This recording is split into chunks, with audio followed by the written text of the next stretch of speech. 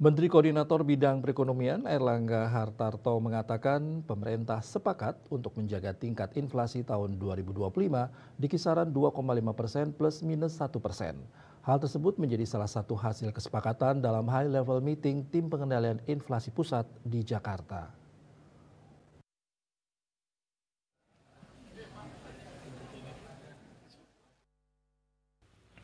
Dalam konferensi pers di Jakarta, Menteri Koordinator Bidang Perekonomian Airlangga Hartarto mengatakan pemerintah sepakat untuk menjaga tingkat inflasi tahun 2025 di kisaran 2,5% plus minus 1%. Hal tersebut menjadi salah satu hasil kesepakatan dalam high level meeting tim pengendalian inflasi pusat. Sementara diketahui inflasi Indonesia tahun 2024 tercatat sebesar 1,57% secara tahunan. Target inflasi ini didasarkan pada beragam faktor yang berpotensi mempengaruhi perkembangan ekonomi ke depan.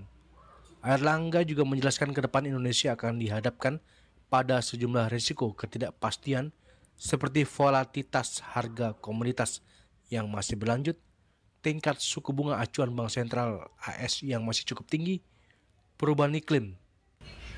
Selain penetapan target inflasi 2025, jajaran kementerian atau lembaga yang tergabung ke dalam TPIP juga bersepakat untuk menjaga inflasi komponen bergejolak pada kisaran 3,0 hingga 5,0%. Rapat koordinasi pengendalian inflasi juga akan diadakan di tahun 2025 dengan tema produktivitas untuk ketahanan pangan dan stabilitas harga yang waktunya akan direncanakan di bulan Agustus dan akan dipimpin langsung oleh Bapak Presiden Prabowo Subianto.